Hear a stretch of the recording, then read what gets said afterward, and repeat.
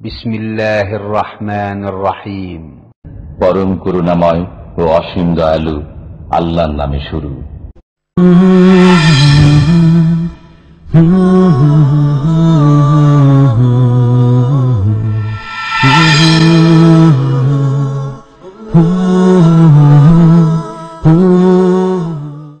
ومن أحسن قولا ممن دعا إلى الله وعمل صالحا وقال إنني من المسلمين.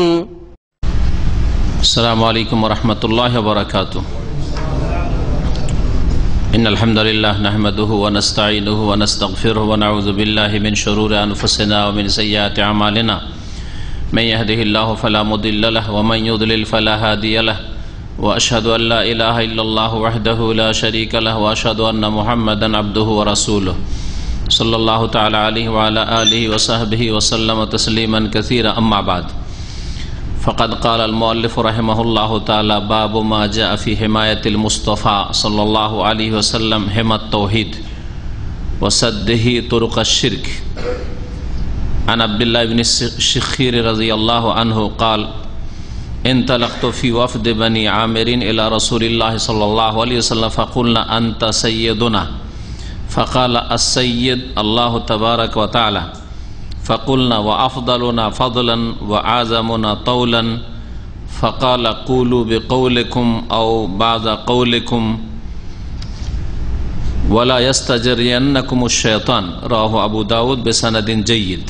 وعن أنس رضي الله عنه أن ناسا قالوا يا رسول الله يا خيرنا وابن خيرنا وسيدنا وابن سيدنا فقال رسول الله صلى الله عليه وسلم يا أيها الناس قولوا بقولكم ولا يستهوينكم الشيطان.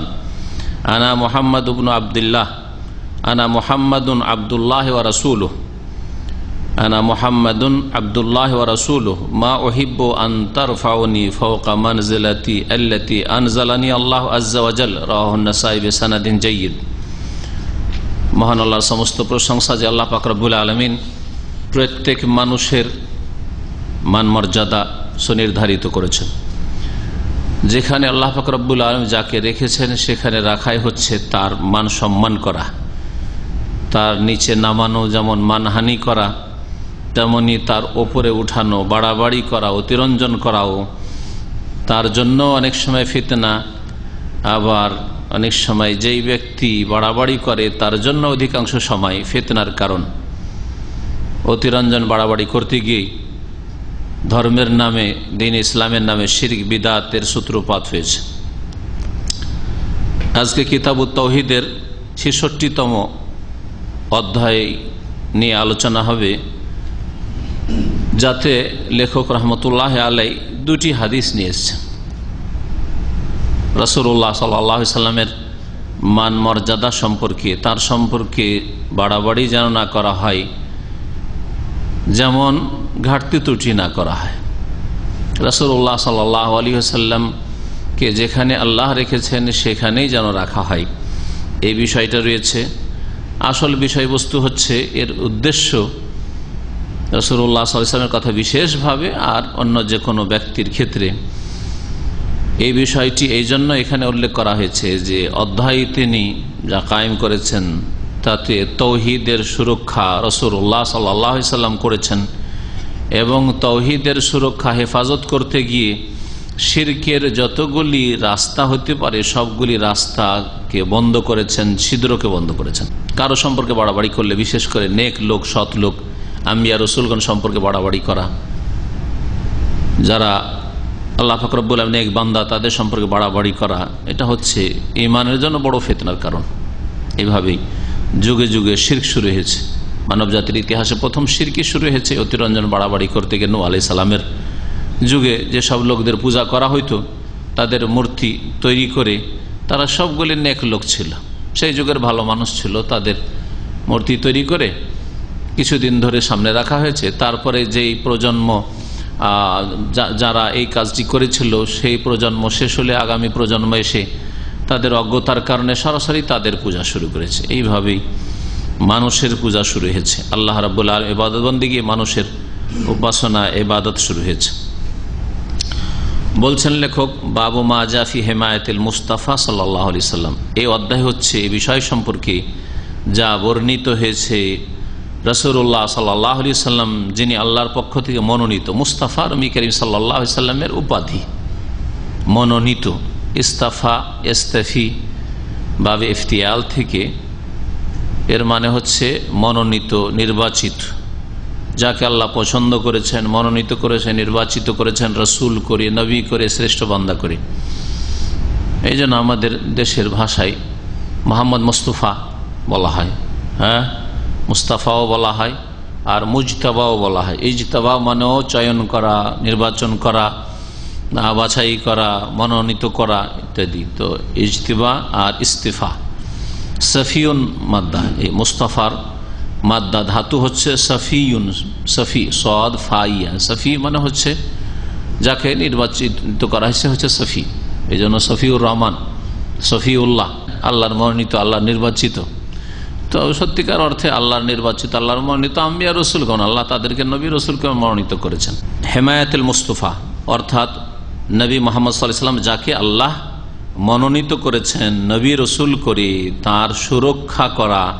হেমাত তৌহিদ, তৌহিদের সীমানাকে, তৌহিদের সীমানার তিনি সুরক্ষার ব্যবস্থা করে। যেমন দেশের সীমানার মানুষ সুরক্ষা করে, সরকার সুরক্ষা করে, নিজের জমি জায়গার সুরক্ষার জন্য, হ্যাঁ, সীমানার খেয়াল রাখে বা জমি মাপে অথবা ঘিরে রাখে ইত্যাদি। ওয়াসাদ্দেহি তরুকা শিরক, এবং নবী করিম সাল্লাল্লাহু আলাইহি সাল্লামের বন্ধ করে দেওয়া শিরকের রাস্তাগুলি, শিরকের রাস্তাগুলিকে, যতগুলি রাস্তা হতে পারে, যেই সব রাস্তা দিয়ে শিরক শুরু হতে পারে, শিরকের অনুপ্রবেশ ঘটতে পারে, ওই সব রাস্তাকে রাসূলুল্লাহ সাল্লাল্লাহু আলাইহি সাল্লাম বন্ধ করেছেন তার জীবনের বিভিন্ন ক্ষেত্রে। এই মর্মে দুটি হাদিস নিয়ে আসা হয়েছে। এই অধ্যায়টি কিতাবুত তাওহীদে কেন নিয়ে আসলেন? এই জন্য নিয়ে আসা হয়েছে যে এর আগে তাওহীদ সম্পর্কে আলোচনা করা হয়েছে এই গোটা কিতাবুত তাওহীদ শেষ হতে যাচ্ছে, এরপরে একটি অধ্যায় মাত্র আছে। কিতাবুত তাওহীদে তাওহীদ আল্লাহর একত্ব সম্পর্কে আলোচনা করা হয়েছে, তারপরে একত্বের আল্লাহর তাওহীদের পরিপন্থী শিরক সম্পর্কে আলোচনা করা হয়েছে যা তাওহীদকে পুরোপুরি নষ্ট করে। তারপরে কিছু বিষয় এমন আলোচনা করা হয়েছে যেগুলি পুরোপুরি তাওহীদকে নষ্ট না করলে তাওহীদের পূর্ণতাকে নষ্ট করে, তাওহীদের কামাল যেটা পূর্ণতা তা নষ্ট করে, আর তাওহীদকে দুর্বল করে দেয়, কমজোর করে দেয়। এই বিষয়গুলি উল্লেখ করা হয়েছে। আর তারপরে এখানে উল্লেখ করা হয়েছে এমন বিষয়গুলিকে যে যেই সব রাস্তা দিয়ে শিরকের অনুপ্রবেশ করতে পারে। তাওহীদে যে শিক্ষা দেওয়া হলো, শিরক থেকে সতর্ক করা হলো, যা তাওহীদকে নষ্ট করে বা তাওহীদকে দুর্বল করে, অসম্পূর্ণ করে দেয়, এসব থেকে সতর্ক করা হলো। তারপরে ওই সব রাস্তা থেকেও সতর্ক করা হচ্ছে যেসব রাস্তা দিয়ে আপনার জানতে অথবা অজান্তে, জেনে অথবা না জানা অবস্থায়, অনেকে না জানা অবস্থায়, বুঝেন না, জানেন না বা টের পায় না, এই অবস্থায় যাতে করে আপনার মধ্যে, আপনার পরিবারে, আপনার সমাজে, মানুষের মধ্যে শিরকের অনুপ্রবেশ না ঘটে। এই জন্য এখানে বিষয়টি উল্লেখ করা হয়েছে। আব্দুল্লাহ ইবনে শিখীর রাদিয়াল্লাহু তাআলা আনহু থেকে বর্ণিত, তিনি বলছেন, ইনতালাকতু ফি ওয়াফদ বনি আমির, আমি চললাম। ইনতালাকা, ইনতালাক মানে চলা, যাওয়া, ইনতালাক মানে গো, যাও, চলো। আমি চললাম মানে গেলাম, ফি ওয়াফদে বনি আমির, বনি আমের গোত্রের প্রতিনিধিতে, আমের গোত্র, বনি আমের, আমেরের আওলাদ, বনিন ছিল মানে আওলাদ, সন্তান, সন্ততি। তো আমেরের গোত্রের যে ওয়াফদ প্রতিনিধি রাসূলুল্লাহ সাল্লাল্লাহু আলাইহি সাল্লামের কাছে গিয়েছিল, সেই প্রতিনিধির সাথেই আমি গিয়েছিলাম। কার কাছে? রাসূলুল্লাহ সাল্লাল্লাহু আলাইহি সাল্লামের কাছে। এই বিভিন্ন গোত্রের প্রতিনিধিরা রাসূলুল্লাহ সাল্লাল্লাহু আলাইহি সাল্লামের সাথে সাক্ষাতের জন্য, ইসলাম গ্রহণের জন্য অথবা ইসলাম সম্পর্কে জানার জন্য, নবী সাল্লাল্লাহু আলাইহি সাল্লামের সাথে এই বিষয়ে কথা বলার জন্য এসেছিল। বিশেষভাবে মক্কা বিজয়ের পরের বছর, মক্কা বিজয় হয়েছে কোন সালে, কত হিজরিতে? অষ্টম হিজরিতে। নবম হিজরিকে আমুল উফুদ বলা হয়।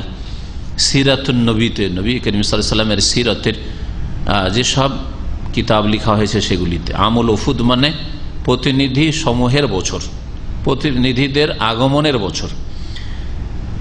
কারণ ওই সময় যেহেতু মক্কা বিজয় হয়ে গেছে আর কাফের শত্রু বলে কোনো গোত্রের ভয় নেই, তারপরে অনেক গোত্রগুলি যে তামাশা দেখছিল যে এই দ্বন্দ্বে কে জিতে দেখা যাক, যেদিকে পাল্লা ভারী হবে সে ওইদিকে মানুষের স্বভাব কিন্তু এরকম, হককে অল্প দুর্বল লোকেরা প্রথম কবুল করে, আর যারা মাঝামাঝি তারা তামাশা দেখে যে যারা জিতবে ওই দলে সামিল হয়ে যাবে, মানুষের স্বভাব। ওই জন্য দেখেন আজকাল গণতন্ত্রের মধ্যে যে ভোট হচ্ছে দেশে, ভোটে দুই শ্রেণীর লোকেরা লড়াই করছে যাদের বেশি বেশি স্বার্থ রয়েছে, আর মাঝামাঝি কিছু লোক আছে যেদিকে পাল্লা ভারী, আর যারা জিতবে তাদের সাথে আছে। তো কথা হচ্ছে যে এইরকম রাসূলুল্লাহ সাল্লাল্লাহু আলাইহি ওয়াসাল্লাম যখন তাওহীদের দাওয়াত নিয়ে আসলেন আর কুফরি শক্তির বড়ই শত্রুতার বিরোধিতা শুরু করলো, দুই দিকে দুই ভাগ হলো, কিছু লোক ইসলাম কবুল করলো, কিছু লোক ইসলামের চরম শত্রুতা প্রকাশ করলো আর যত কিছু করার করলো, আর কিছু গোত্র ছিল বা কিছু লোকেরা ছিল তারা তামাশা দেখছিল যেদিকে পাল্লা ভারী হয়, যারা বিজয়ী হবে শক্তিশালী হবে তাদের সাথে হয়ে যাবে। মক্কা বিজয়ের পরে ভালো করে বুঝতে পারলো যে আর কুফরি শক্তির কোনো অস্তিত্ব আরব উপদ্বীপে থাকবে না, সুতরাং এখন আমাদের জন্য কল্যাণ হচ্ছে ইসলামের ছায়াতলে আশ্রয় নেওয়া। অধিকাংশ গোত্রগুলি তখন এসে রাসূলুল্লাহ সাল্লাল্লাহু আলাইহি ওয়াসাল্লামের দেখা সাক্ষাৎ করতে হলো, এটা একটা দিক। আর একটা দিক ছিল যে রাস্তাঘাটও নিরাপদ, কারণ কুফরি শক্তি যে বড় বাধা, যারা ইসলাম গ্রহণ করতে চায় অন্তর থেকে তাদের ইসলাম কবুলেও বাধা, যদি জানতে পারে যারা মদিনা যাচ্ছে তাহলে খবর আছে। এই ভয়টাও কেটে গেল, কারণ কুফরি শক্তি নির্মূল হয়ে গেছে মক্কা বিজয়ের পরে। তো এই জন্য নবম হিজরিতে রাসূলুল্লাহ সাল্লাল্লাহু আলাইহি ওয়াসাল্লামের কাছে মদিনায় বিভিন্ন গোত্রের প্রতিনিধিগুলি এসেছিল ইসলাম কবুল করার জন্য বিশেষভাবে, আর না হলে ইসলাম সম্পর্কে কথোপকথনের জন্য, ইসলাম সম্পর্কে জানার জন্য, জানবো তারপরে কবুল করার হলে কবুল করে নেব।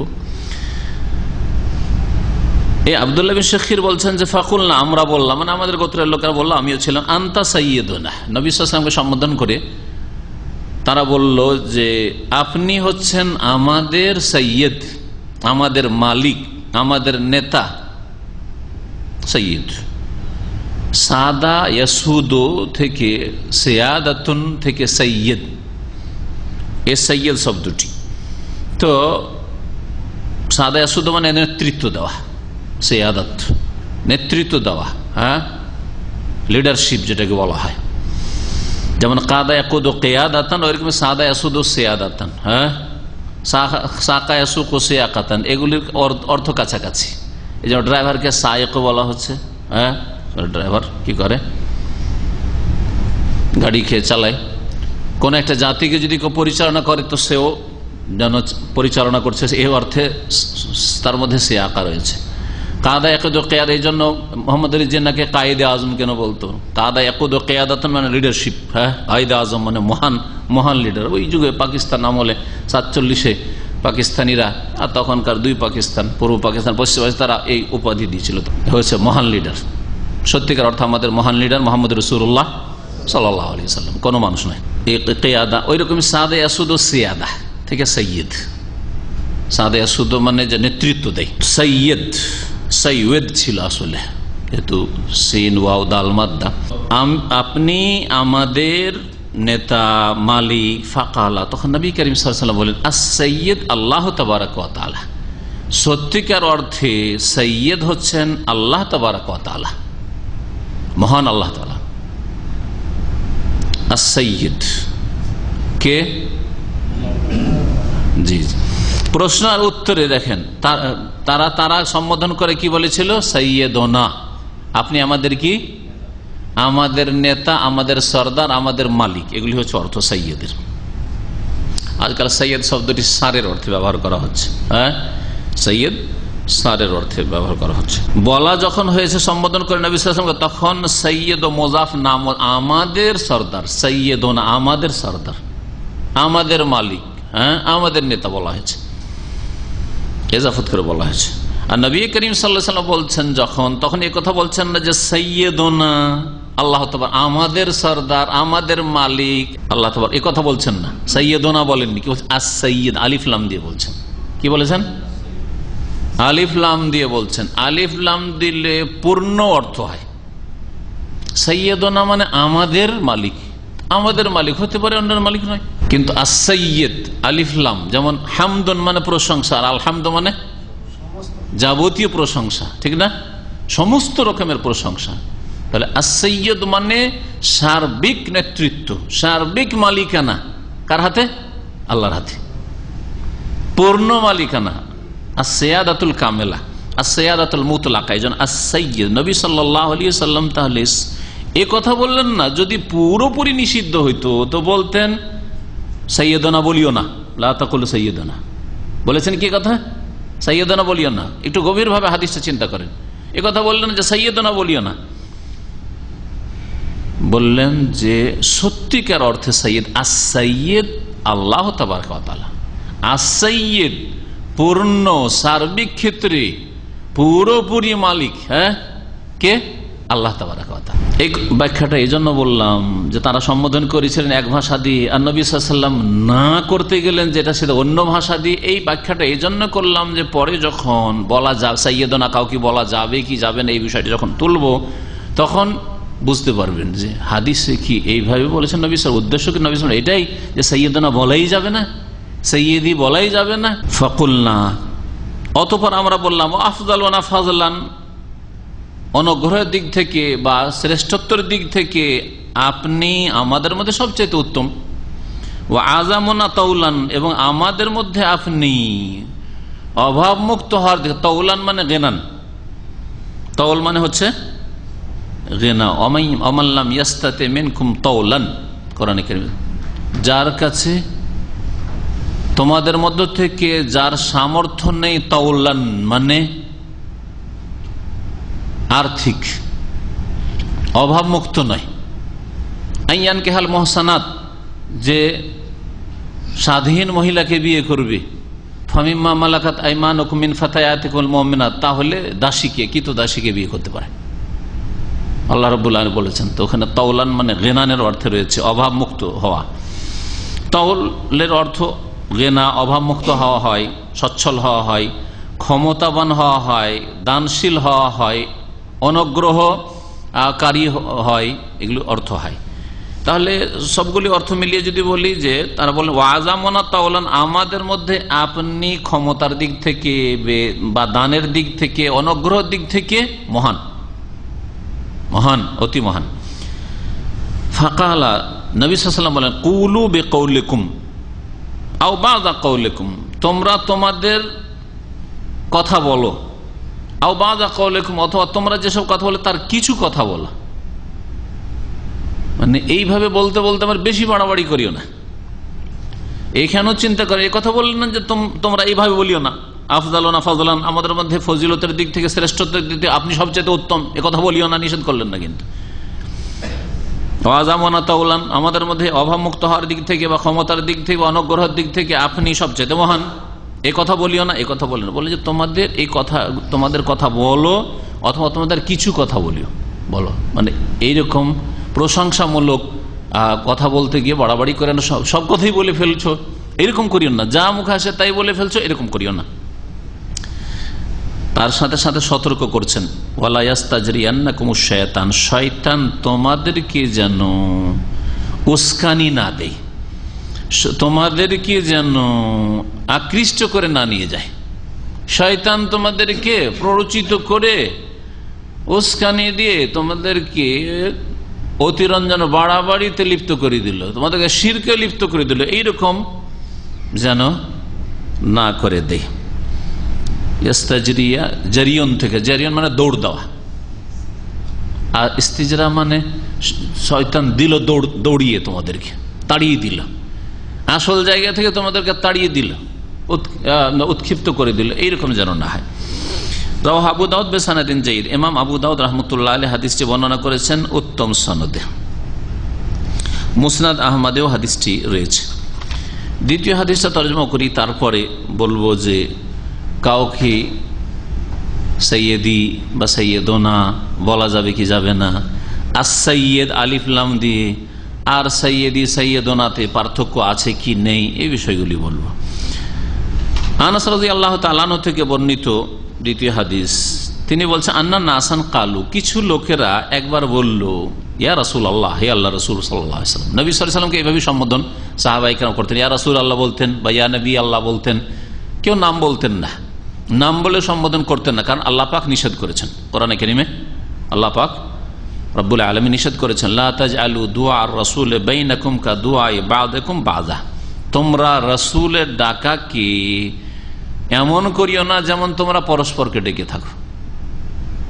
লা তাজআলু দুআ আর-রাসূল, রাসূলুল্লাহ সাল্লাল্লাহু আলাইহি ওয়াসাল্লামকে ডাকা করিও না কা দুআই বা'দিকুম বা'দা, যেমন তোমাদের একে অপরকে ডেকে থাকো এরকম। একে অপরকে আব্দুল্লাহ ভাই, হ্যাঁ শরীফ ভাই, হ্যাঁ এইভাবে যে ডাকছেন, এইভাবে তোমরা বললাম ইয়া মোহাম্মদ, হ্যাঁ ইয়া আখি মোহাম্মদ, ইয়া আখি আহমদ, না চলবে না, এরকম না, এরকম করে ডাকবে না, আল্লাহ নিষেধ করেছেন। নবী করিম সাল্লাল্লাহু আলাইহি ওয়াসাল্লাম কে ডাকতে নিষেধ করেছেন এইভাবে। তো সাহাবায়ে কেরামরা কোরআনের প্রতি সবচেয়ে বেশি আমলকারী ছিলেন, তার নবী সাল্লাল্লাহু আলাইহি ওয়াসাল্লামকে এইভাবে বলতেন।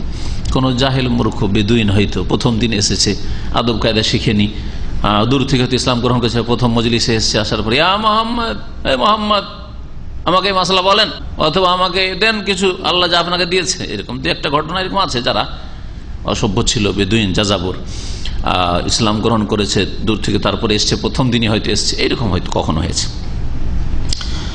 ইয়া রাসূলুল্লাহ, ইয়া খায়রানা, তারপরে ইয়া রাসূলুল্লাহ বলে ক্ষান্ত না, ইয়া খায়রানা, হে আমাদের সর্বশ্রেষ্ঠ। নবী সাল্লাল্লাহু আলাইহি ওয়াসাল্লাম কি সর্বশ্রেষ্ঠ নন? এতটুকু তো একেবারে ঠিক আছে, তাই না? নবী করিম সাল্লাল্লাহু আলাইহি ওয়াসাল্লাম সকলের চাইতে শ্রেষ্ঠ। ইয়া খায়রানা, আমাদের মধ্যে হে সর্বশ্রেষ্ঠ। সর্বশ্রেষ্ঠ সব দিক থেকে, দিনের দিক থেকেও আর নেতৃত্বের দিক থেকে, দুনিয়ার দিক থেকে। রাসূলুল্লাহ সাল্লাল্লাহু আলাইহি ওয়াসাল্লাম, হ্যাঁ আল্লাহ রাব্বুল আলামিনের পক্ষ থেকে আল্লাহ পাক তাকে আলী করেছেন মক্কা বিজয়ের পরে, দুনিয়ার দিক থেকেও আর দিনের দিক থেকেও, বংশের দিক থেকেও সবচেয়ে শ্রেষ্ঠ বংশে আল্লাহ পাক তাকে পাঠিয়েছেন।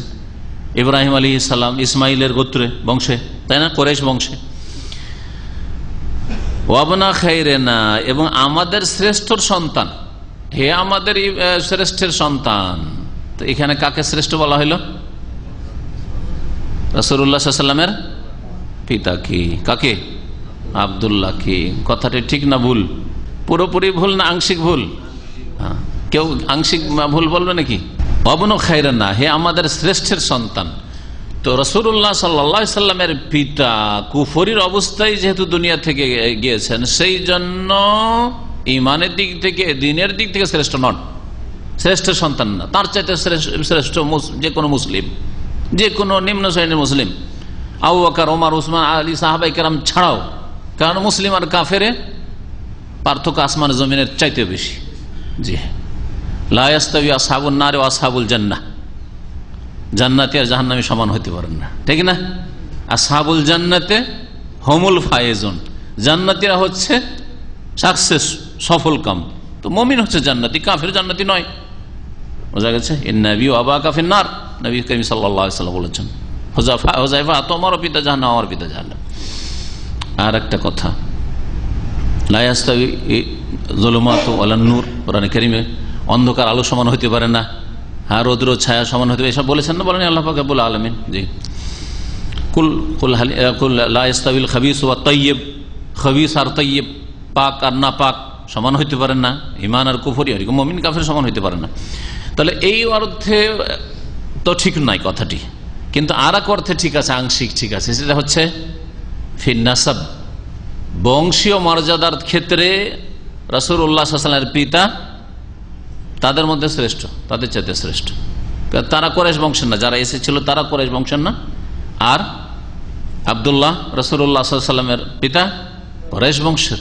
কুরাইশ বংশ হচ্ছে ইব্রাহিমের বংশের, ইসমাইলের বংশের, বনু ইসমাইল, এদিক থেকে শ্রেষ্ঠ। কুরাইশ আরবদের মধ্যে সবচেয়ে শ্রেষ্ঠ বংশ, সারা পৃথিবীর মধ্যে সবচেয়ে শ্রেষ্ঠ হচ্ছে কুরাইশরা।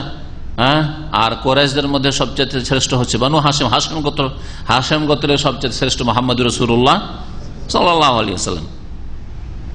তাহলে বলবো নবী সাল্লাল্লাহু আলাইহি ওয়াসাল্লাম সম্পর্কে যখন বলা হলো যে ইয়া খায়রানা, হে আমাদের শ্রেষ্ঠ, নবী সাল্লাল্লাহু আলাইহি ওয়াসাল্লাম বংশের দিক থেকেও শ্রেষ্ঠ, আর দিনের দিক থেকে, ইমানের দিক থেকে সবচেয়ে শ্রেষ্ঠ।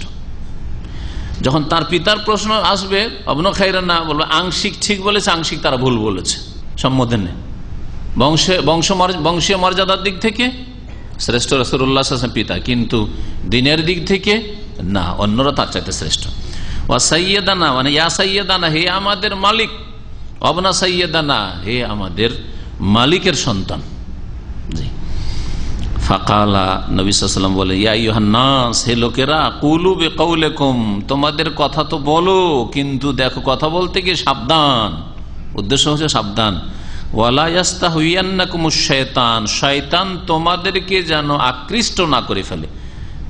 হাওয়া ইয়াহবি মানে নিচে নেমে যাওয়া বা ঝুঁকে যাওয়া। হ্যাঁ, হাওয়া ইয়াহবি, এখান থেকে প্রবৃত্তিকে হাওয়া বলা হয়। মানুষের মনের কামনা বাসনা, মানুষের কামনা বাসনা নড়াচড়া করতে থাকে, কখনো ভালো কামনা আসে, বাসনা আসে, কখনো মন্দ আসে, কখনো মাঝামাঝি, কখনো এইদিকে কখনো ওইদিকে মনটা যায়। ইত্তেবাউল হাওয়া, কুপ্রবৃত্তির অনুসরণ, কুপ্রবৃত্তিকে হাওয়া বলা হয়েছে। যেদিকে মন ঝুঁকছে ওইদিকে আপনি ঝুঁকে যাচ্ছেন, তো কুপ্রবৃত্তির অনুসরণ করছেন না। যেদিকে আল্লাহর দ্বীন আছে সেদিকে আপনাকে ঝুঁকতে হবে, যেদিকে আল্লাহর সন্তুষ্টি আছে, জান্নাত আছে, সেদিকে আপনাকে ঝুঁকতে হবে। আর যে ব্যক্তি হাওয়ার সাথে কুপ্রবৃত্তির সাথে ঝুঁকে, সেই ব্যক্তি জাহান্নামের দিকে ঝুঁকে। কারণ মন সব সময় নগদ নগদ আয়েশ আরাম চাই, আমোদ ফুর্তি করতে চাই, আর পাপের কাজগুলি বেশি মজা লাগে, পাপের কাজ বেশি মজা লাগে। তো ইয়াস্তাহুইয়ান্নাকুম মানে হচ্ছে ইয়াস্তামিল, মাইল, মাইল, হাওয়া ইয়াহবি মানে মাইল, ঝুঁকে যাওয়া, বক্র হয়ে যাওয়া। শয়তান যেন তোমাদেরকে বক্র পথে পরিচালিত না করে, এ অর্থ করতে পারেন। ওয়ালা ইয়াস্তাহুইয়ান্নাকুমুশ শায়তান, শয়তান তোমাদেরকে বক্র পথে যেন পরিচালিত না করতে পারি। আনা মুহাম্মাদুন, আমি মুহাম্মদ সাল্লাল্লাহু আলাইহি ওয়াসাল্লাম, আব্দুল্লাহ, আল্লাহর বান্দা। নবী সাল্লাল্লাহু আলাইহি ওয়াসাল্লামের এটি হচ্ছে সবচেয়ে উত্তম গুণ, আব্দুল্লাহ, আল্লাহর বান্দা। আল্লাহর বান্দা হওয়া উত্তম গুণ বুঝতে পারছেন না? না, বান্দা উবুদিয়ত, গোলামি হচ্ছে দুই রকম, খাস গোলামি আর এটা হচ্ছে আম গোলামি। আম ব্যাপক অর্থে আল্লাহর সমস্ত সৃষ্টি আল্লাহর গোলাম, কারণ আল্লাহ যেই সৃষ্টিকে যেই কাজের জন্য যেই প্রকৃতি দিয়ে যে নেচার দিয়ে সৃষ্টি করেছেন ওই নেচারই চলতে হচ্ছে। যেই গাছকে যেই ফলের জন্য তো আল্লাহ সৃষ্টি করেছে ওই ফলই দিচ্ছে, যতটুকু স্বাদ দেওয়ার জন্য আল্লাহ সৃষ্টি করেছে ততটুকু দিচ্ছে, কিন্তু তাই না? গুটি আমের গাছে কখনো ফজলি আম হবে না, লিচুর গাছে কখনো জাম হবে না, হবে? এদিক থেকে আল্লাহর সমস্ত সৃষ্টি, পশু পাখি, কীট পতঙ্গ, মানুষ, জিন, মালাইকা সব হচ্ছে আল্লাহর কি বান্দা। কাফেরকে এই অর্থে আল্লাহ রাব্বুল আলামিন বান্দা বলে সম্বোধন করেছে, ইয়া ইবাদিয়াল্লাযিনা আসরাফু আলা আনফুসিহিম, হে আমার বান্দারা যারা নিজেদের উপর জুলম অত্যাচার করেছো, কুফরি করে, শিরক করে, জিনা করে, খুন করে, পাপ করে, নামাজ ছেড়ে, অন্যায় করে, লা তাকনাতু মির রাহমাতিল্লাহ। এখানে কি খাস বান্দাদেরকে আল্লাহ সম্বোধন করেছেন? সকলকে। একটা হচ্ছে আম অর্থ, যে অর্থে আল্লাহর সকল মখলুক, সকল সৃষ্টি হচ্ছে আল্লাহর বান্দা, আল্লাহর গোলাম। আল্লাহর দাসত্ব ছাড়া কোনো উপায় নেই, সে স্বেচ্ছায় মানুক অথবা অনিচ্ছাকৃত মানুক। আল্লাহর দাসত্ব স্বেচ্ছায় মানুক অথবা অনিচ্ছাকৃত। আল্লাহর সমস্ত সৃষ্টি আল্লাহর উবুদিয়াত, আল্লাহর গোলামি করে। একমাত্র মানুষ আর জিন ছাড়া, মানুষ জিন দুই ভাগে বিভক্ত। মানুষ মধ্যে যেহেতু চিন্তা চেতনা বুদ্ধি এইসব আল্লাহ পাক দিয়েছেন, সেই জন্য এদের অধিকাংশ হচ্ছে অবাধ্য। এরা নিরুপায় যখন হয়, যেসব কথা কাজে, যেসব বিষয়ে নিরুপায়, সেই ক্ষেত্রে আল্লাহর গোলামি করতে বাধ্য। আর যেখানে নিজে পারে, ক্ষমতা আল্লাহ দিয়ে রেখেছেন, স্বাধীনতা দিয়ে রেখেছেন, এটাও করতে পারে, এটাও করতে পারে, এদিকেও যেতে পারে, ওইদিকেও যেতে পারে, ওখানে গিয়ে অধিকাংশ মানুষ আর জিন আল্লাহর বিরুদ্ধাচরণ করে, গোলামিকে অস্বীকার করে। আমার কথা বুঝছেন না? বুঝছেন না? উদাহরণ দিয়ে বুঝাই, তাহলে বুঝবেন। আমাদের কিছু বিষয় আছে যে বিষয়গুলো তো আমরা নিরুপায়, ওখানে গিয়ে আল্লাহর গোলামি ছাড়া কোনো উপায় নেই, মুসলিম হোক আর কাফের হোক। মওতের সময় যখন চলে আসবে, তো মুসলিমও নিরুপায় আর কাফেরও নিরুপায়। যেই অবস্থায় আল্লাহ মারতে চান ওই অবস্থায় মরতে হবে ওখানে, ঠিক না? আল্লাহ যদি বালা মুসিবতে ফেলতে চান, আল্লাহ যদি অসুস্থ করতে চান, তো কোনো শক্তির ক্ষমতা নেই, না আছে, ওখানে কিন্তু নিরুপায়। তারপরে সৃষ্টিগত যেসব গুণ আমাদের দেওয়া আছে, নিদুরা, ভুলে যাওয়া, তারপরে হাতের কাজ হাত দিয়ে করা, চোখের কাজ চোখ দিয়ে করা, কানের কাজ কান দিয়ে করা, নাকের কাজ নাক দিয়ে করা, পায়ের কাজ পা দিয়ে করা, মুসলিমও করে কাফেরও করে, ঠিক না? যে নাস্তিক আল্লাহ দ্রোহী, আল্লাহর দুশ্মন, আল্লাহর অস্তিত্ব মানে না, সেও ওই কাজগুলি ওইভাবেই করে যেভাবে একজন মুসলিম অনুগত বান্দা করে। করে না? করে না? বলছে আল্লাহকে মানি না, আমি বিশ্বাস করি না। তাহলে আল্লাহ এইভাবে সৃষ্টি করেছেন, তো এর তোমার নেচার বিরোধী কাজ করো। মুখে খাবো না, নাক দিয়ে ঢুকিয়ে খাবো, ক্ষমতা আছে? নাকে শুনবো না, কানে শুনবো, আর কানে শুনবো না, নাক দিয়ে শুনবো, ক্ষমতা আছে? এইগুলি ক্ষেত্রে গোলামি করা ছাড়া তাদের কোনো উপায় নেই। কিন্তু যেখানে আল্লাহ স্বাধীনতা দিয়েছেন, ভালো কাজ আছে মন্দ কাজ আছে, তখন তারা ভালো রাস্তায় না গিয়ে মন্দ রাস্তা বাছাই করে, মন্দ রাস্তায় চলে। এখানে আল্লাহর গোলামি করে না। এই জন্য সূরা হজে আল্লাহ বলেছেন কাসীরুম মিনান নাস, কাসীরুম মিনান নাস। আল্লাহ রাব্বুল আসমান জমিনে যে কেউ আছে, যে কিছু যা কিছু আছে সিজদা করে আল্লাহকে। এ কথা বলার পরে মানুষের ক্ষেত্রে কিন্তু সকল মানুষের কথা বলেন, ওয়া কাসীরুম মিনান নাস, অনেক মানুষই আল্লাহকে সিজদা করে। ওয়া কাসীরুন হাক্কা আলাইহি দালালা, আর অনেক মানুষ আছে যাদের উপর ভ্রষ্টতা গুমরাহির বাস্তবায়ন হয়েছে। যেখানে স্বাধীন নিজেকে পেয়েছে সেখানে আল্লাহর অবাধ্য হয়েছে, আল্লাহর গোলামি স্বীকার করেনি। এটা হচ্ছে আম গোলামি। হ্যাঁ, আম গোলামি আর খাস গোলামি বুঝাচ্ছিলাম। তো আম গোলামিতে মুসলিম কাফের সৎ অসৎ সকলে সমান। আর খাস গোলামি, একটা খাস গোলামি যে মুসলিম আল্লাহর গোলামি করে, যেই ক্ষেত্রে আল্লাহ যেভাবে চলতে বলেছেন, যে যত সুন্দর মুসলিম, যত ভালো মুসলিম হবে, তত বেশি আল্লাহর কি করে? আনুগত্য করে, আল্লাহকে ভয় করে, আল্লাহর আনুগত্য, আল্লাহকে মেনে চলে, আল্লাহর দিন মেনে চলে, আল্লাহর আদেশ নিষেধ মেনে চলে। রাসূলুল্লাহ সাল্লাল্লাহু আলাইহি সাল্লাম মুমিনদের সবচেয়ে শ্রেষ্ঠ মুমিন, ঠিক না? তাহলে আল্লাহর সবচেয়ে বড় খাস বান্দা কে? কে? মুহাম্মদ সাল্লাল্লাহু আলাইহি সাল্লাম। তো আব্দুল্লাহ আল্লাহর বান্দা, আল্লাহ সবচেয়ে শ্রেষ্ঠ বান্দা, আল্লাহ সবচেয়ে শ্রেষ্ঠ বান্দা। একটি কথা আমি বলেছি, এই কথাটা বলতে গিয়ে, যে আল্লাহর বান্দা হওয়া, আল্লাহর গোলাম হওয়া, এটা বড় মর্যাদা। এই কথাটা এখনো বুঝেননি, কেমন করে বড় মর্যাদা।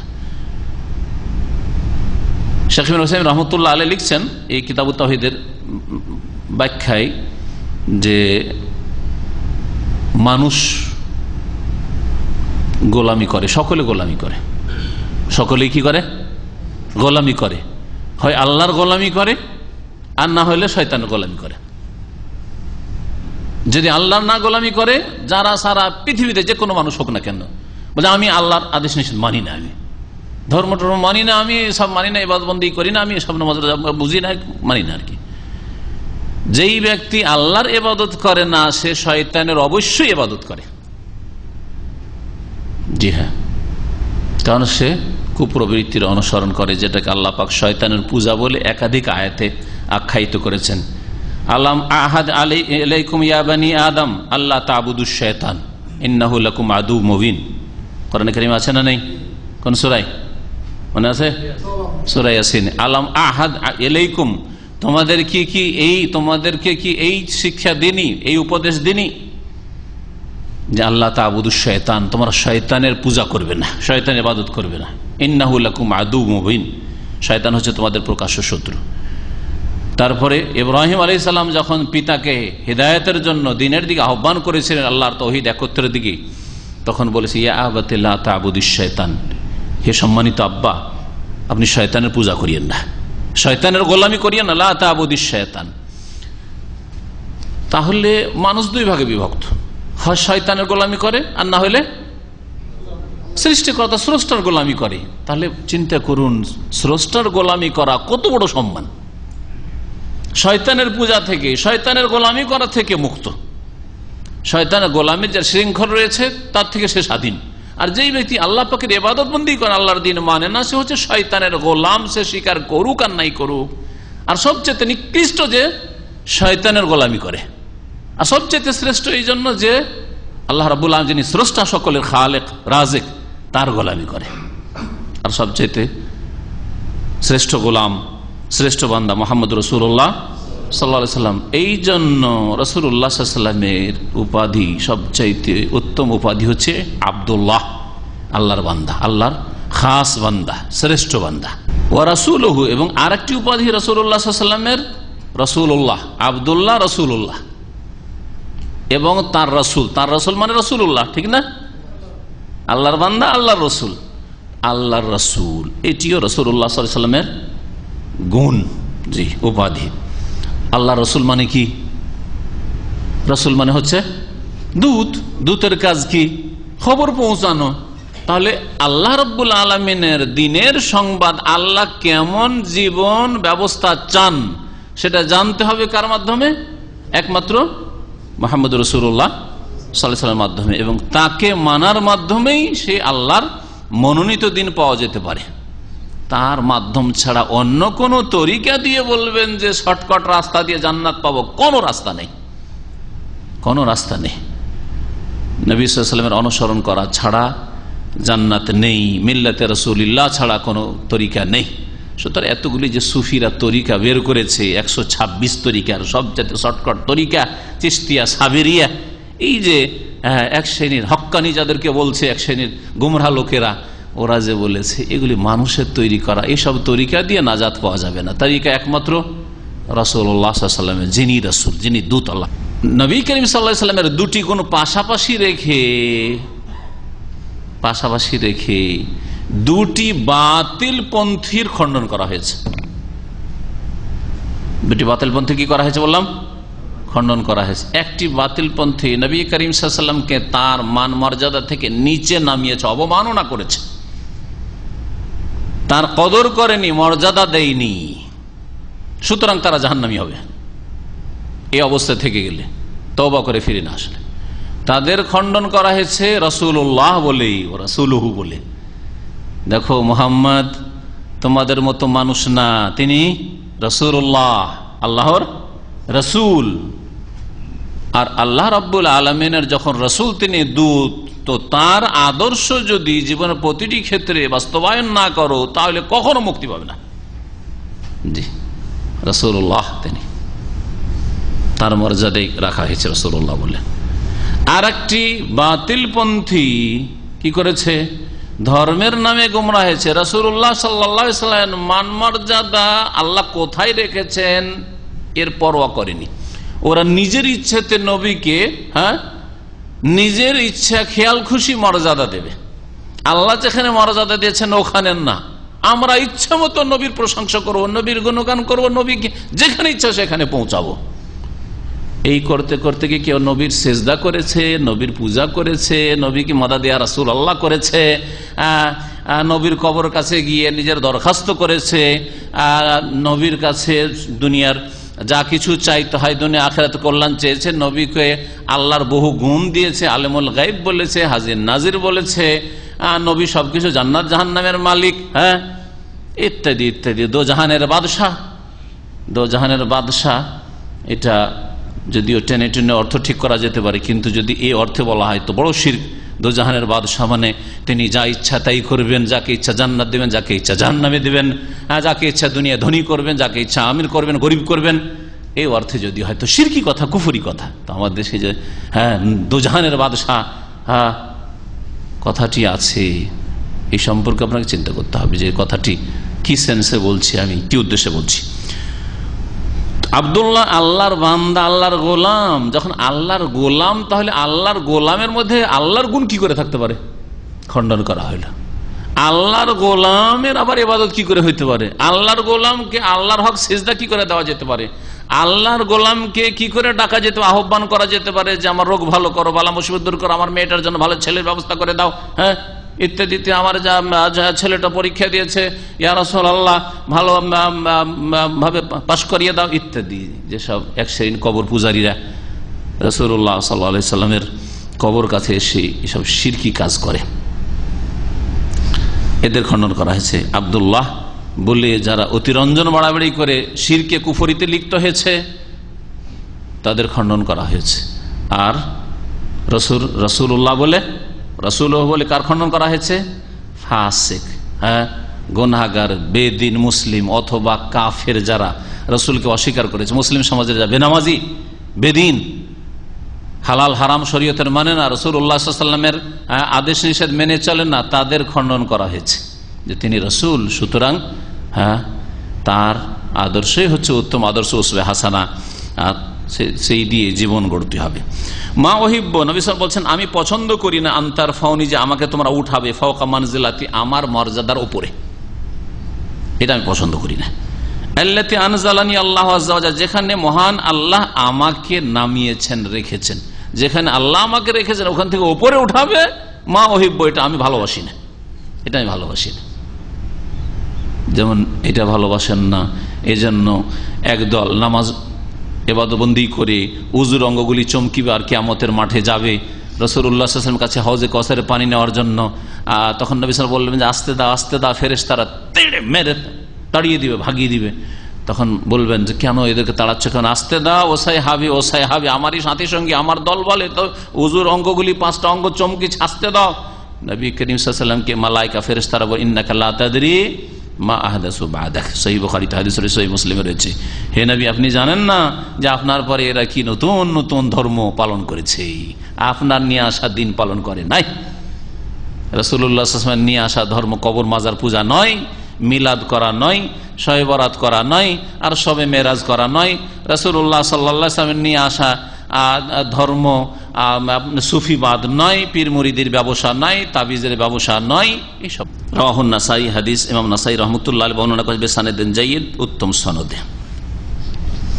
আল্লাহ রাব্বুল আলামিন নবী মুহাম্মদ সাল্লাল্লাহু আলাইহি ওয়াসাল্লামকে কোরআনে কারীমের কয়েকটি এমন ক্ষেত্রে, যেই ক্ষেত্রগুলি হচ্ছে সবচেয়ে উত্তম ক্ষেত্র রাসূলুল্লাহ সাল্লাল্লাহু আলাইহি ওয়াসাল্লামের জন্য, ওই সব উত্তম ক্ষেত্রগুলিতে উত্তম বিষয়গুলি বর্ণনা করতে গিয়ে আল্লাহ রাব্বুল আলামিন নবী করিম সাল্লাল্লাহু আলাইহি ওয়াসাল্লামকে আবদ বলে, গোলাম বলে, দাস বলে আখ্যায়িত করেছেন।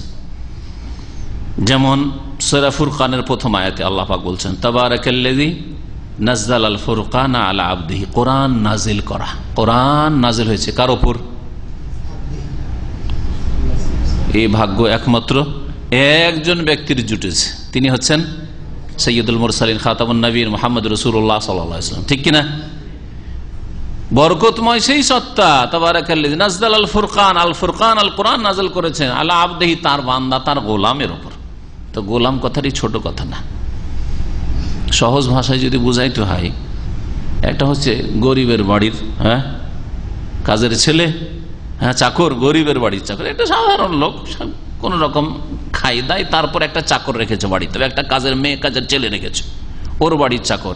আর একটা হচ্ছে রাষ্ট্রপতির বাড়ির চাকর, প্রধানমন্ত্রীর বাড়ির চাকর, সমান রাজার বাড়ির চাকর, মানে সৌদি আরব ধরেন রাজার বাড়ির চাকর, বাদশাহ সালমান হাফেজাহুল্লাহ, তার বাড়ির একটা চাকর, তার যে মান মর্যাদার ব্যাপার স্যাপার, তার আর যতই আপনি পয়সা হন না কেন ওখানে টিকতে পারবেন, অথচ ওর নাম চাকর, আপনার নাম আমার নাম হয়তো চাকরও না, ঠিক না?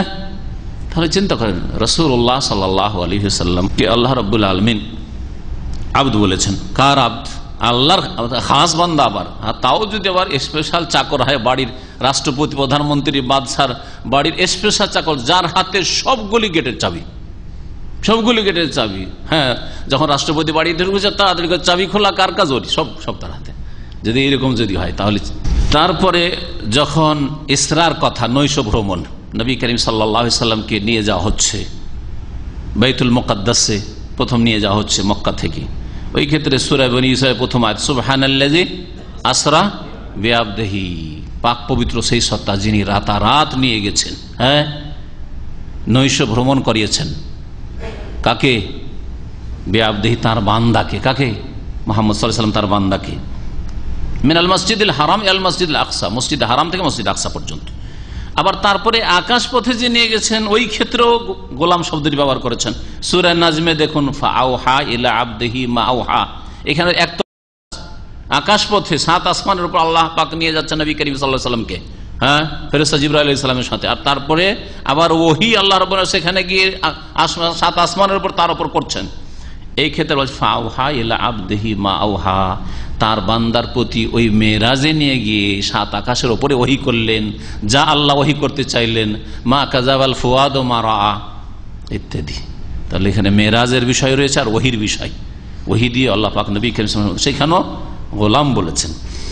তারপরে নবী করিম সাল্লাল্লাহু আলাইহি ওয়াসাল্লামের পক্ষ থেকে আল্লাহ রাব্বুল আলামিন প্রতিরোধ করছেন, ডিফেন্স করছেন আর চ্যালেঞ্জ করছেন মানব জাতি যারা অবাধ্য তাদেরকে সূরা বাকারাতে। এই ক্ষেত্রে নবী মুহাম্মদ সাল্লাল্লাহু আলাইহি সাল্লামকে কি বলছেন? গোলাম বলে, বান্দা বলে আখ্যায়িত করেছেন। ওয়াইন কুনতুম ফি রাইবি মিম্মা নাযালনা আলা আবদিনা, তোমরা যদি সন্দেহ করো মিম্মা নাযালনা আলা আবদিনা, ওই কিতাবে যা আমি নাযিল করছি আমার বান্দা মুহাম্মদ সাল্লাল্লাহু আলাইহি সাল্লামের উপর, কোরআনে যদি সন্দিহান হও, ফাতু বিসূরাতিন মিন মিসলি, তাই ওইরকম একটা সূরা এনে দেখাও। তো এইরকম বেশ কিছু জায়গায় এইরকমই সূরা জিনও রয়েছে। সূরা জিনে ওটাও একটা শ্রেষ্ঠ জায়গা, আল্লাহর কাছে দোয়া করা, আল্লাহকে ডাকা, এটা হচ্ছে বড় একটা গুরুত্বপূর্ণ বিষয়। আর দোয়া হওয়াল এবার দোয়াই হচ্ছে আসলে এবার আসল গোলামি। ওই ক্ষেত্রে আল্লাহ বলছেন ওয়ান্নাহু লাম্মা কামা আব্দুল্লাহি, আর শোনো যখন দণ্ডায়মান হলেন আব্দুল্লাহ, আল্লাহর গোলাম, আল্লাহর বান্দা মানে মুহাম্মদ সাল্লাল্লাহু আলাইহি ওয়াসাল্লাম, ইয়াদউহু, তাকে আহ্বান করতে, তাকে ডাকতে, তার কাছে দোয়া করতে। যখন নবী করিম সাল্লাল্লাহু আলাইহি ওয়াসাল্লাম সালাতে দণ্ডায়মান হতেন, নামাজে দাঁড়াতেন আর আল্লাহ রাব্বুল আলামিনকে ডাকতেন, আল্লাহর কাছে দোয়া করতেন, কাদু ইয়াকুনুনা আলাইহি লিবাদা। তো এখানে আব্দুল্লাহ বলেছেন এই গোলামি সবচেয়ে বড় শ্রেষ্ঠত্ব। আর যে আল্লাহর গোলাম সে হচ্ছে শ্রেষ্ঠ, যে আল্লাহর গোলাম সে হচ্ছে শ্রেষ্ঠ। আল্লাহর সাধারণ গোলামও যে কোনো কাফের যতই শ্রেষ্ঠ হয়ে যাক না কেন, দুনিয়ার ক্ষেত্রে যতই বড় নেতা হয়ে যাক না কেন, নিম্নমানের আল্লাহর গোলাম অর্থাৎ একটা সাধারণ মুসলিম, নিম্ন শ্রেণীর মুসলিম দুনিয়ার সবচেয়ে বড় কাফের নেতার চাইতেও শ্রেষ্ঠ। শুনে রাখেন ভালো করে, এটা কোরআনে কারীমের কথা। ওয়ালা আব্দুম মুমিনুন খায়রুম মিন মুশরিক, অবশ্যই মুমিন দাস, ওয়ালা আব্দুম মুমিন, মুমিন দাস, কৃত দাস, কেনা বেচা হয় ওকে, কৃত দাস, খায়রুন সে শ্রেষ্ঠ, মিন মুশরিক মানে মুশরিকিন আজিম, বালাগাত এখানে রয়েছে, অলংকার রয়েছে। যতই বড় মহান মুশরিক, বহুত্ববাদী হোক, মুশরিক হোক না কেন, তার চাইতে শ্রেষ্ঠ হচ্ছে একজন মুমিন মুসলিম চাকর, কৃত দাস। তো এই ছিল দর্স। এখানে এখন গুরুত্বপূর্ণ বিষয়গুলি বাকি আছে, তা হচ্ছে যে নবী করিম সাল্লাল্লাহু আলাইহি সাল্লামকে যখন সাইয়্যিদুনা বলে সম্বোধন করলেন সাহাবীরা, তখন নবী করিম সাল্লাল্লাহু আলাইহি সাল্লাম বললেন, সরাসরিতে কথা বলেননি যে সাইয়্যিদুনা বলিও না, কিন্তু এই কথা বলেন আস-সাইয়্যিদ আল্লাহু তাবারাকা ওয়া তাআলা। সত্যিকার অর্থে আস-সাইয়্যিদ হচ্ছেন কে? আল্লাহ। এই জন্য একটি কায়দা মনে রাখেন, আল্লাহর বেশ কিছু নাম দিয়ে মানুষের নামকরণ করা যেতে পারে, সবগুলো নাম দিয়ে না। রহমান দিয়ে চলবে না, খালেক চলবে না, রাজ্জাক চলবে না, যেগুলিতে বেশি অর্থ রয়েছে, ব্যাপক অর্থ রয়েছে। কিন্তু যেগুলিতে অত ব্যাপক অর্থ নেই, মানুষের ক্ষেত্রে ব্যবহার হয়েছে। রহিম, আব্দুর রহিম সবচেয়ে উত্তম নাম, কিন্তু কেউ যদি কারো নাম রহিম রাখে অথবা বলে যে এই ব্যক্তি দয়ালু, এই ব্যক্তি দয়ালু, তো আরবিতে কি বলবেন? হাজা রহিমুন, হাজা রহিমুন, এই লোকটি হচ্ছে দয়ালু। হ্যাঁ, আমার আব্বা বড় দয়ালু মানুষ, আবি রহিমুন, আমার আব্বা রহিম। তো রহিম তো বললেন, রহিম তো আল্লাহর নাম, বিসমিল্লাহির রহমানির রহিম, ঠিক কিনা? তো আল্লাহর বেশ কিছু নাম আছে যেগুলি দিয়ে মানুষের নাম রাখা যেতে পারে। নবী সাল্লাল্লাহু আলাইহি ওয়াসাল্লাম আল্লাহ রউফ রহিম বলেছেন কোরআনে কারীমে, কিন্তু আল দিয়ে চলবে না, কাউকে যদি আর রহিম চলবে না, আর রহিম চলবে না। আজিজ, শুধু আজিজ যদি বলেন চলতে পারে, আজিজ, হাজা আজিজ, এই লোকটি হচ্ছে আজিজ। কিন্তু যদি আল আজিজ, এইটা আল আজিজ না, আল আজিজ, আল আজিজ আল্লাহ। যেমন আস-সাইয়্যিদ, আস-সাইয়্যিদ কে? আলিফ লাম দিয়ে আল্লাহ। আস-সাইয়্যিদ মানে পূর্ণ নেতৃত্ব যার কাছে, পূর্ণ মালিকানা, আস-সিয়াদাতুল মুতলাকা, সার্বিক ক্ষেত্রে মালিকানা একমাত্র আল্লাহর কাছে রয়েছে। এই অর্থে শুধু আল্লাহর জন্য প্রযোজ্য। কিন্তু নাকেরা করে যদি বলে সাইয়্যিদুন, হাজা সাইয়্যিদুন, নবী সাল্লাল্লাহু আলাইহি ওয়াসাল্লাম বলছেন হাসান সম্পর্কে, ইবনি হাজা সাইয়্যিদুন, হাদিস মনে পড়লো, সহিহ বুখারীতে হাদিস রয়েছে, ভবিষ্যৎবাণী, এই আমার সন্তান, প্রিয় সন্তান, ইবনি হাজা, আমার এই সন্তান। নাতিকে নবী সন্তান বলেছে, তাহলে বোঝা গেল যে নাতিরা সন্তান। আমার এই সন্তান হচ্ছে সাইয়্যিদ, নবী তো নিজেই সাইয়্যিদ বলছেন, আস-সাইয়্যিদ বলেননি, কিন্তু সাইয়্যিদুন নেতা, সরদার, মালিক। ওয়াইন্নাল্লাহা সায়ুসলিহু বিহি বাইনা ফিয়াতাইন আযীমাতাইন মিনাল মুসলিমিন, আর এমন সময় আসবে যেই দিন আল্লাহর মুসলিমদের বিশাল দুটি দলের মাঝে এই আমার ছেলের মাধ্যমে মীমাংসা করিয়ে দেবেন। সুবহানাল্লাহ, নবী করিম সাল্লাল্লাহু আলাইহি ওয়াসাল্লাম ভবিষ্যৎবাণী তার জীবদ্দশায়, আর এর বাস্তবায়ন হচ্ছে খেলাফতের রাশেদা শেষ হয়ে 40 হিজরির পরে আলী রাদিয়াল্লাহু তাআলার ইন্তেকাল, শাহাদাত হয়ে গেল। আর খেলাফতের রাশেদা শেষে 6 মাসের জন্য মাত্র খলিফা হয়েছিলেন হাসান রাদিয়াল্লাহু তাআলা আনহু। দেখেন দুই দিকে বড় ফিতনা হয়ে দাঁড়িয়েছে। এইদিকে মুআবিয়া রাদিয়াল্লাহু তাআলা আনহু নিজেকে সিনিয়র মনে করছেন যে আলীর পরে আমার চাইতে সিনিয়র আর কি আছে, কারণ আমি দীর্ঘদিন দামেস্কে নেতৃত্বে আছি, ইমারতে আছি। হাসানের চাইতে তিনি নিজেকে যোগ্য কম মনে করলেন না। দেখলেন যে এখন যদি আমি, আমার হাতে খেলাফতের বায়াত হয়ে গেছে ঠিক, কিন্তু একমাত্র শাম দেশের লোকেরা মানে নাই, মুআবিয়া রাদিয়াল্লাহু তাআলার পক্ষে আছে। এখন যদি আমি শক্ত হয়ে থাকি তাহলে ওই দিকেও সেই ছাড়বে না, আর ওরাও হয়তো আনুগত্য আমার করবে না। দুই দলে মারামারি হবে, লড়াই হবে, আর হাজার হাজার সাহাবা তাবেঈনরা এতে মারা যাবে, মুসলিমকে খুন করবে না, এটা চাই না। তখন তিনি ছেড়ে দিলেন নিজে থেকে যে আমাকে ভালো লাগে না, এইসব নেতৃত্ব খেলাফত ভালো লাগে না, মুআবিয়া তুমি নিয়ে নাও, তুমি নিয়ে নাও। নবী সাল্লাল্লাহু আলাইহি সাল্লামের ইন্তেকালের কতদিন পরে বাস্তবায়ন হচ্ছে ভবিষ্যৎবাণীর? 30 বছর পরে। 30 বছর পরে, জি, 10ম হিজরি পর্যন্ত নবী সাল্লাল্লাহু আলাইহি ওয়াসাল্লাম থাকলেন, তারপরে 30 বছর খেলাফত থাকলেন। ওখানে সাইয়েদ বলেছেন। সাইয়েদ আরো কিছু হাদিসে উল্লেখিত হয়েছে, 3টি হাদিস আরো শোনায়। নবী সাল্লাল্লাহু আলাইহি ওয়াসাল্লাম নিজের সম্পর্কে, আনা সাইয়্যিদু ওয়ালাদে আদম, আদম সন্তানের আমি হচ্ছি সাইয়্যিদ, ওয়ালা ফাখরা, কিয়ামতের দিন আমি সরদার হব, সাইয়্যিদ হব কিয়ামতের দিনে, ওয়ালা ফাখরা, এটা কোনো অহংকারের বিষয় নয়। নিজেকে সাইয়্যিদ বললেন না? বললেন না। নবী সাল্লাল্লাহু নিজেকে সাইয়্যিদ বলছেন, অথচ যখন সাহাবী বললেন আনতা সাইয়্যিদুনা, তখন বললেন আস-সাইয়্যিদ আল্লাহু তাবারাকা ওয়া তাআলা। তো পারস্পরিক বিরোধী মনে হচ্ছে, তাই না? বিরোধী হাদিস মনে হচ্ছে না? পরস্পর সমন্বয়গুলি বলবো। আরেকটি হাদিস রয়েছে, নবী করিম সাল্লাল্লাহু আলাইহি ওয়াসাল্লাম খন্দকের যুদ্ধে তার এক প্রখ্যাত সাহাবী মুআজ, সাদ বিন মুআজ রাদিয়াল্লাহু তাআলা আনহু আহত হয়েছিলেন। আর তার মাধ্যমে আল্লাহ রাব্বুল আলামিন চেয়েছিলেন যে এই যে কোরাইজা গোত্র বিশ্বাসঘাতকতা করলো, আর কোরাইজাদের মিত্র বংশ ছিল এই সাদ বিন মুআজের বংশ, তারা রাজি হয়েছিল যে ঠিক আছে, অবরোধ যখন করা হলো কোরাইজা গোত্রের ইহুদিদের, তখন তারা রাজি হয়েছিল যে আমাদের মিত্র গোত্রের সাদ বিন মুআজ যেটা বিচার করে দিবে সেটাই মেনে নেব।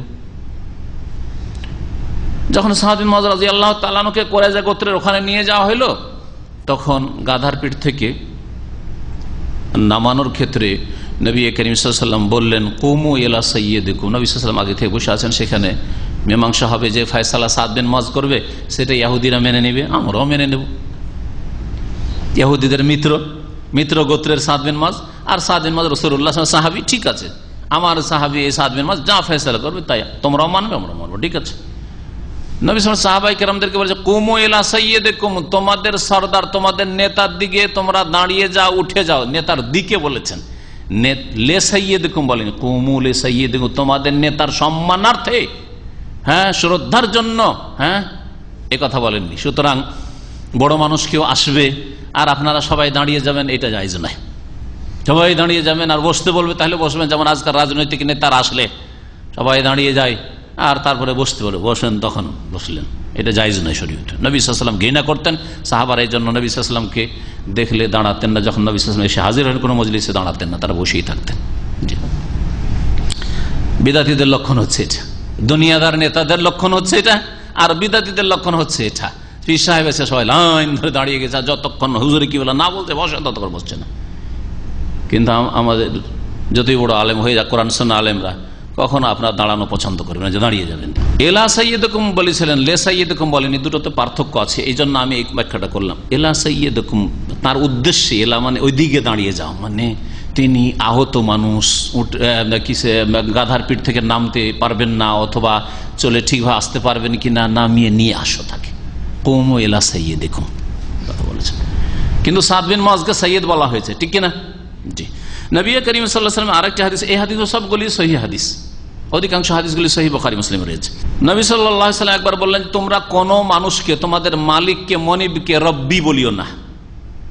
দাস কি তো দাস, মালিককে মনিবকে রব্বি বলবে, রব্বতি এরকম বলিও না, বরং কি বলবে? ওয়ালিয়াকুল সাইয়্যিদি ওয়া মাওলায়া, বলবে আমার সৈয়দ, উনি হচ্ছেন আমার সৈয়দ। তো সৈয়দ বলতে অনুমতি দিলেন না?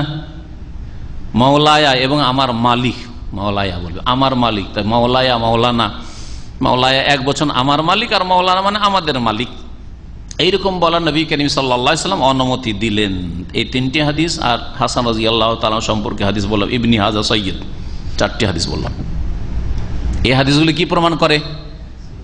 যে মানুষকে সৈয়দ বলা যাবে। আর নবী করিম সাল্লাল্লাহু আলাইহি ওয়াসাল্লামকে যখন আনতা সৈয়দুন, আপনি আমাদের সৈয়দ মালিক, তখন নবী সাল্লাল্লাহু আলাইহি ওয়াসাল্লাম কি বললেন? সরাসরি তো এই কথা বললেন না যে এই কথা বলিও না, কিন্তু বললেন as-সাইয়্যিদ। সত্যিকার অর্থে সৈয়দ হচ্ছেন কে? আল্লাহ তাবারক ওয়া তাআলা। তোমরা তোমাদের কথা বলো, কিছু কথা বলো, কিন্তু শয়তান যেন সুযোগ না পায়।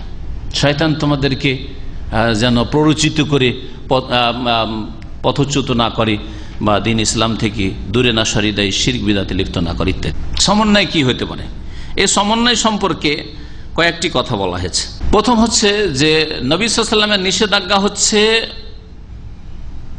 অপছন্দনীয়, হারামের জন্য নয়। একবার হারাম সৈয়দ বলা মানুষকে না, অপছন্দনীয় কাউকে সৈয়দ বলা অথবা মাওলা বলা, মাওলায়া মাওলানা বলা হারাম নয়, তবে মাকরুহ, অপছন্দনীয়। একদল বলেছেন ওলামা আদবের খেলাফ।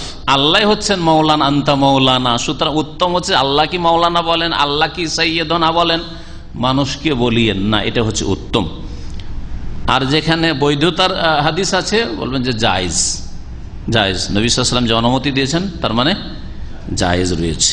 2 নম্বর সমন্বয় হচ্ছে যে নিষেধাজ্ঞা কখন আরোপ হবে? যখন বাড়াবাড়ি, অতিরঞ্জনের আশঙ্কা আছে। দেখছেন যে এই লোক সৈয়দনা বলে অতিরঞ্জন করতে চায়, বাড়াবাড়ি করতে চায়, না, নিষেধ। ফিতনার আশঙ্কা, যেই ব্যক্তি অতিরঞ্জন বাড়াবাড়ি করে গোমরাহ হইতে পারে, এটা একটা গোমরাহির রাস্তা। অতি ভক্তি হচ্ছে বিদাতির লক্ষণ।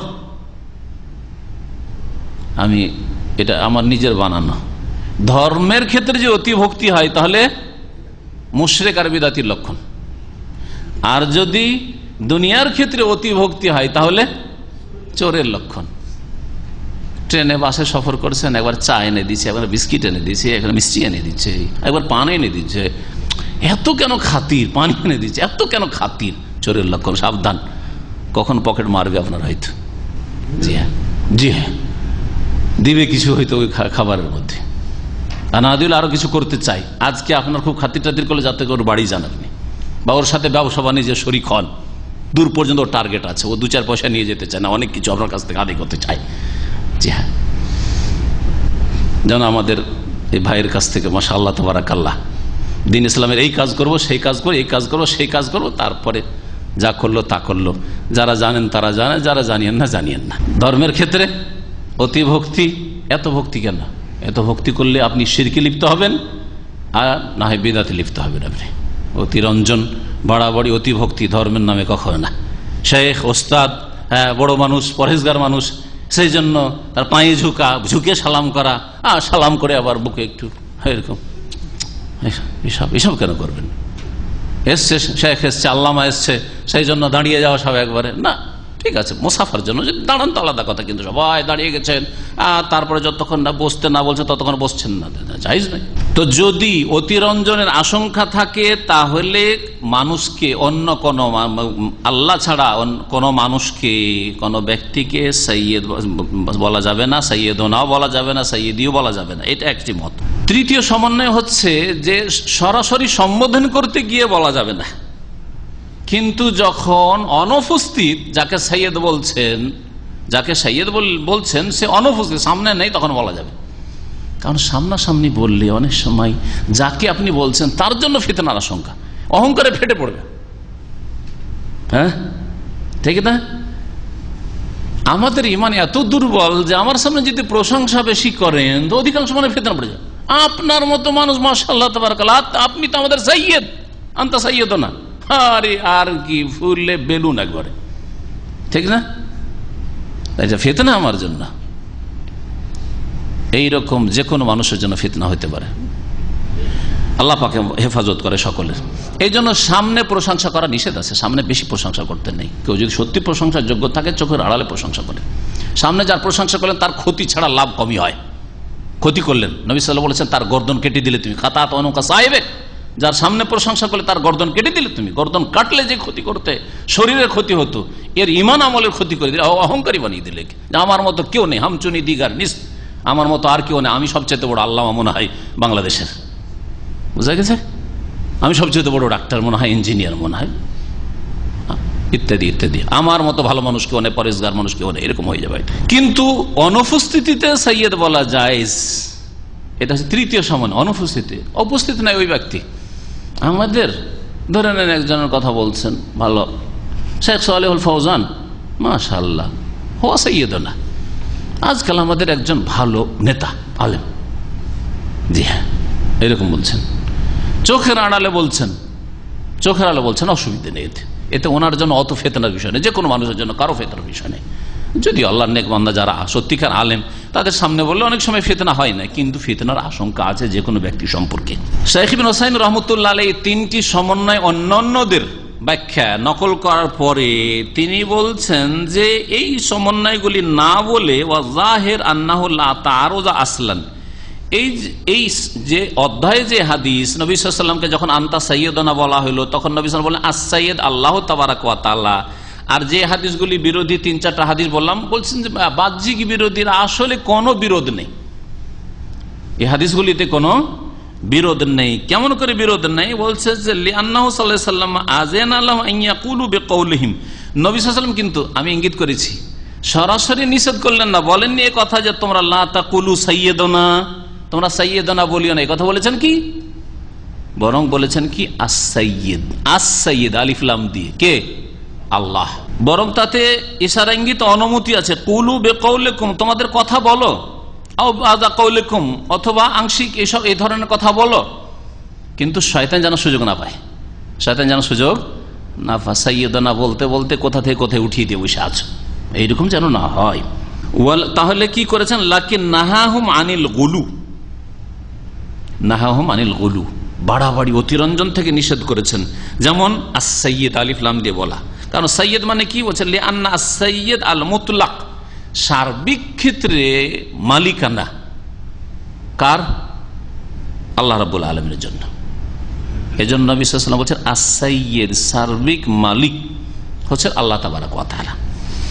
তো আস-সাইয়্যিদ বলবেন না, যেমন কাউকে আর রহিম বলবেন না, যতই দয়ালু হোক না কেন, যতই ধৈর্যশীল হোক।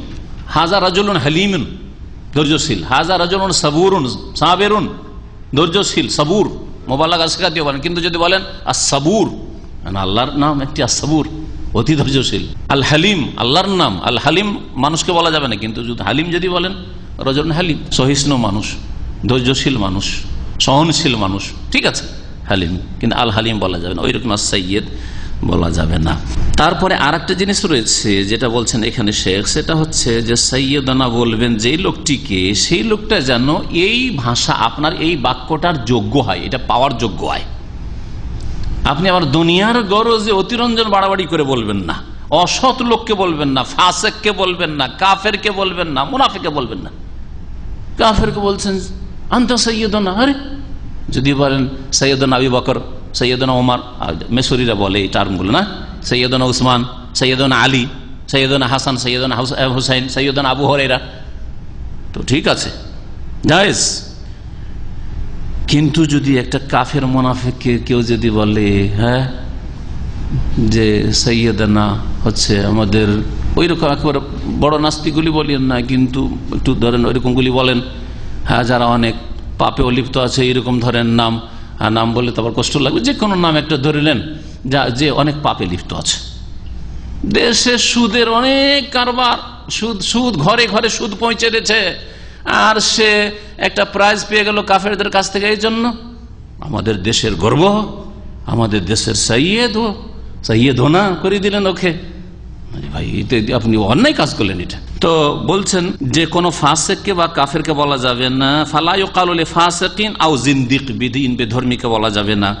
নবী করিম সাল্লাল্লাহু আলাইহি ওয়াসাল্লাম একটি হাদিস মুসনাদ আহমদে রয়েছে, আবু দাউদে রয়েছে, আর ইমাম বুখারী আদাবুল মুফরাদে হাদিসটি উল্লেখ করেছে, লা তাকুলু লিল মুনাফিকি সাইয়্যিদ, কোন মোনাফেককে সৈয়দ বলিও না, মুনাফিক লোক, আর ওকে বলছেন সাইয়্যিদ, দুনিয়ার গরজ আপনি। ফাইন্নাকুম ইযা কুলতুম যালিক, কোন মুনাফিককে, পাপীকে, যেটা একটা বেনামাজি বিদিন লোক, পাপে লিপ্ত, বিভিন্ন পাপ করছে, সিগারেট খাচ্ছে আর বলছেন আনতা সাইয়্যিদুনা, আস্তাগফিরুল্লাহ। কেন বলবেন আপনি? পাপ করে, হারাম খায়, হারাম ব্যবসা করে, ঘুষখোর, আর বলছেন আনতা সাইয়্যিদুনা। ইযা কুলতুম যালিক, যদি কোন মুনাফিককে তোমরা সাইয়্যিদ বলো, আগদাবতুমুল্লাহ, তাহলে আল্লাহকে তোমরা রাগান্বিত করে দিলে, আল্লাহকে তোমরা অসন্তুষ্ট করে দিলে, আল্লাহর গজব হয়, তাহলে আল্লাহ রাগান্বিত হয়ে যান। সুতরাং কোন পাপিষ্টকে এইরকম শ্রদ্ধার বাক্য দেবেন না যেটা হক রাখে না। তবে কোনো নেক লোককে যদি বলেন তো জায়েজ রয়েছে। এই কথাগুলি বিভিন্ন ওলামাদের আপনাদের সামনে নকল করলাম। আশা করি এর মাধ্যমে আমরা আমাদের কথার ক্ষেত্রে, কাজের ক্ষেত্রে আমরা মধ্যম পন্থা অবলম্বন করতে পারবো। আল্লাহ রাব্বুল আলামিন যেন আমাদেরকে তৌহিদ জানার তৌফিক দান করেন, তৌহিদ সম্পর্কে সঠিক জ্ঞান অর্জনের তৌফিক দান করেন, তৌহিদের বাস্তবায়নের তৌফিক দান করেন। আল্লাহ রাব্বুল আলামিন যেন আমাদেরকে সমস্ত রকমের শিরক থেকে, বিদআত থেকে, গুমরাহি থেকে আল্লাহ পাক যেন বাঁচিয়ে রাখেন। আর শিরকের যতগুলি চোরা রাস্তা রয়েছে সমস্ত রাস্তা থেকে আল্লাহ রাব্বুল আলামিন আমাদেরকে বেঁচে থাকার জন্য তৌফিক দান করেন। সুবহান রাব্বিকা রাব্বিল ইজ্জাতি আম্মা ইয়াসিফুন ওয়া সালামুন আলাল মুরসালিন আলহামদুলিল্লাহি রাব্বিল আলামিন।